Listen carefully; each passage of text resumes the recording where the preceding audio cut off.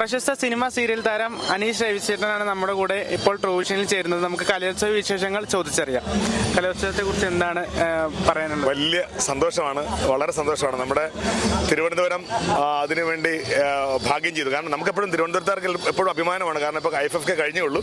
അപ്പോഴേക്കും വീണ്ടും വിവിധ സംസ്കാരങ്ങൾ ഒത്തുചേരുന്ന കലകളുടെ മേള, നമ്മുടെ സംസ്ഥാന കലോത്സവം ഇവിടെ നടക്കുമ്പോൾ ഭയങ്കര സന്തോഷം. ഇന്നലെ നാടകം കാണാനുണ്ടായിരുന്നു. മിക്കവാറും നാടകങ്ങൾ കണ്ടു. കുട്ടികളുടെ പെർഫോമൻസ് അസാധ്യം, ഭയങ്കര സന്തോഷമായി. പലരെയും പോയി ഞാൻ സ്റ്റേജിന്റെ പിറകിൽ പോയി കണ്ടു. അവരെ ഭയങ്കരമായിട്ട് ചേർത്ത് പിടിച്ചു, വലിയ അഭിമാനത്തോടെ. കാരണം പുതിയ തലമുറ എത്ര മനോഹരമായാണ് പെർഫോം ചെയ്യുന്നത് അറിയുമ്പോൾ ഒരുപാട് സന്തോഷം, ഇഷ്ടം.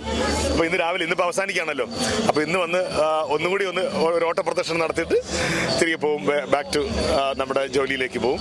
അപ്പോൾ എന്നാൽ വലിയ സന്തോഷം. നമ്മുടെ നാട് അല്ലേ, ഇപ്പോൾ നമ്മുടെ കുട്ടികളുടെ വിവിധ സംസ്കാരങ്ങൾ ഒത്തുചേരുന്ന കല എന്നും ഇതുപോലെ ഈ പറഞ്ഞ പോലെ ഇപ്പോൾ പാരൻസ് ആണെങ്കിലും ശരി തന്നെ, ടീച്ചേഴ്സ് ആണെങ്കിലും ശരി തന്നെ, നമ്മുടെ നാടാണെങ്കിലും ശരി തന്നെ, സർക്കാരാണെങ്കിലും ശരി തന്നെ അതിനുള്ളൊരു വേദി ഒരുക്കുന്നതുകൊണ്ടാണല്ലോ ഇതൊക്കെ നടക്കുന്നത് അല്ലേ.